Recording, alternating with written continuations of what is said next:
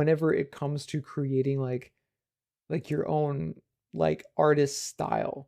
It's not that all of these artists out there have their own style.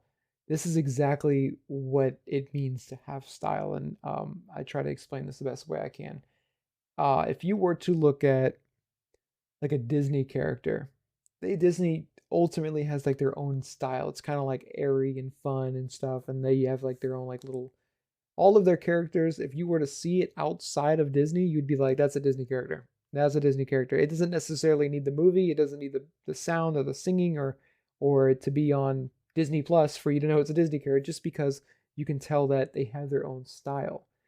But the thing about finding your style is really a collaboration of everything that you've ever seen. Like if you were on Pinterest and you were scrolling through Pinterest and you've seen a particular artist and you love the way that they did hair, like hair, fur, and you're just like, whoa, like it just caught your attention. And you're like, I gotta learn that. I gotta know how to do hair. I gotta do fur. I love the way that that artist does it.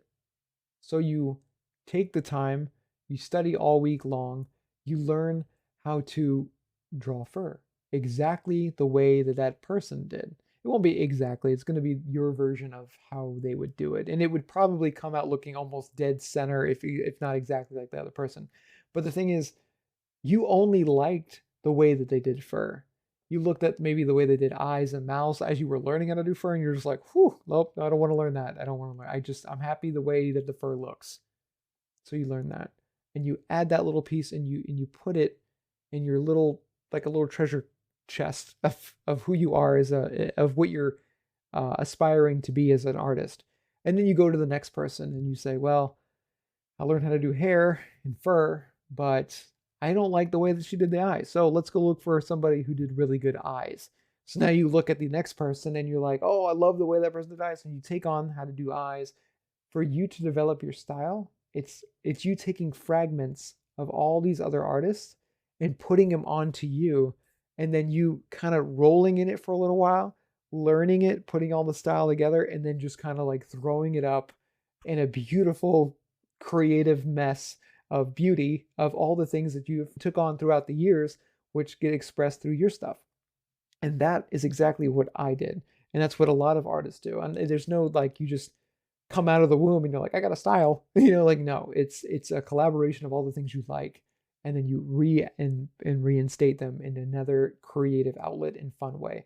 Like I mentioned before, I'm a fan of Tim Burton. The idea that I came up with this little stitching thing was probably because of him. I love the sock puppet idea because I like claymation. I like that weird, realistic animation kind of stuff. I like that. And I also like this eye kind of reminds me of like Squirtle from like Pokemon or something. Like it's got that really like Pokemon kind of vibe, which gives for me a really soft and playful, nostalgic look. This little stitching, same deal, exactly the same idea. The idea that it's an NFT, I like NFTs. I've seen similar NFTs that just predominantly just focus on the face and the profile, which is where I want it to be. There's different styles of NFTs, there's different ways of making NFTs, but I personally like doing like these like cool profile type style NFTs. And that's kind of where I ended up at. And this is how I collaborated all those thoughts and put them. I just wanted to kind of share a little tip, food for thought